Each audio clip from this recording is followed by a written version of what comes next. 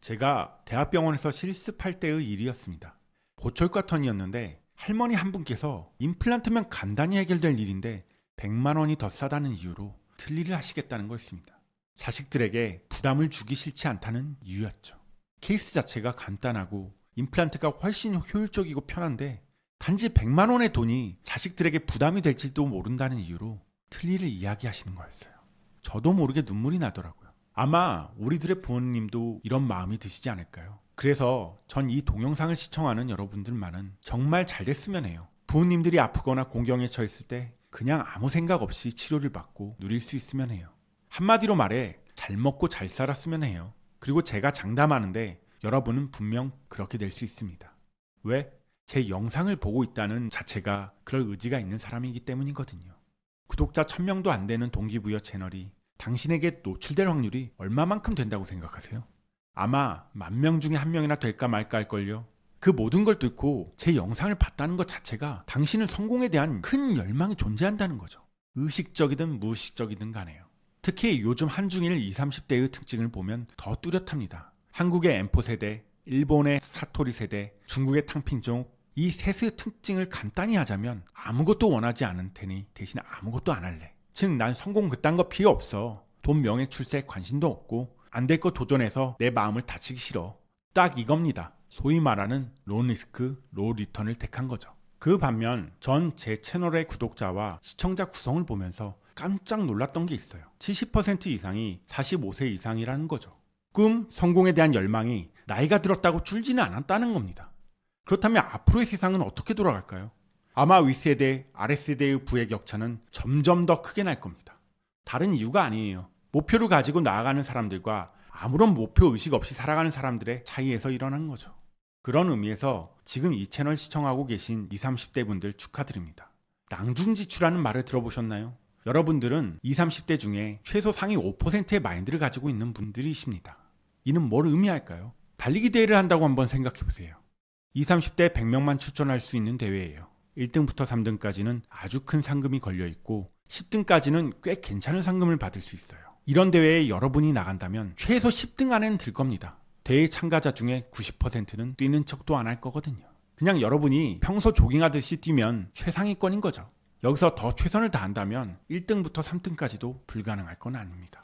지금 20, 30대 분에게 깔린 판이 바로 이겁니다.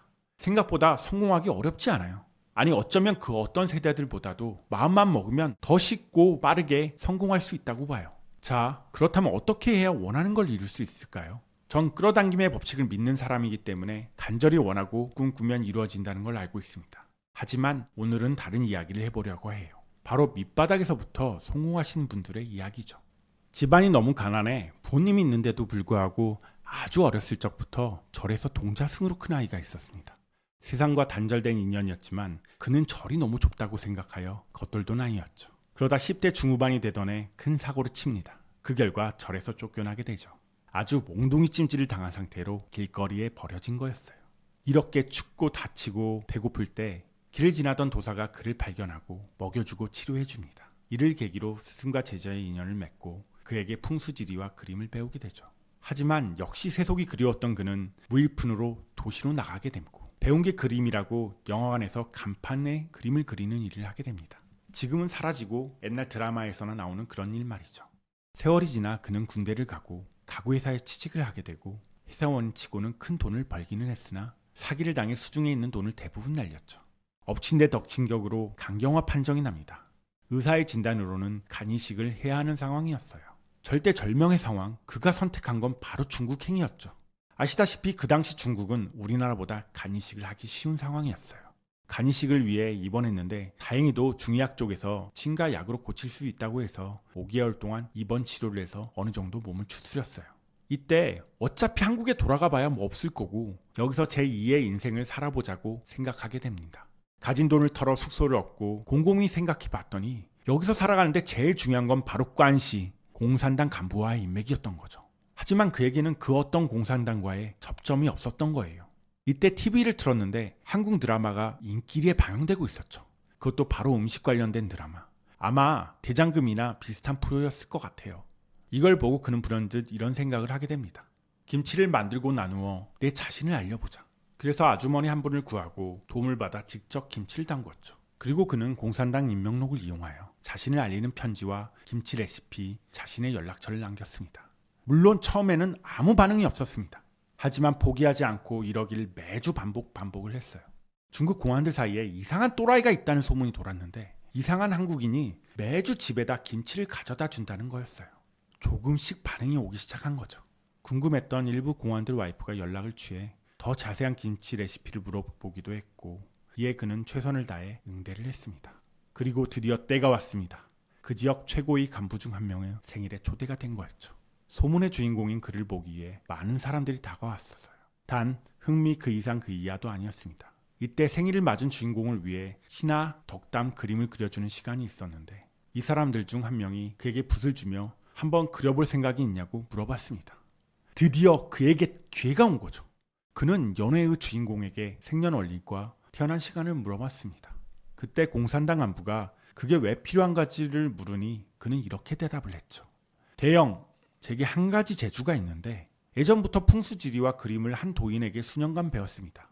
대영의 기운과 맞는 산수화를 그리려면 대영의 사주가 필요합니다. 연애의 주인공은 크게 놀라워하며 사주를 알려줍니다. 그는 이를 토대로 사주에 맞는 산수화를 그립니다. 이를 보고 주위에 있는 사람들은 크게 놀랍니다. 아주 조그마한 산수화를 그릴 거라고 생각했던 것과 달리 화선지 여러 개를 덧대 사람보다 더 큰 산수화를 그리기 시작한 거죠. 그것도 아주 멋지게 말이죠.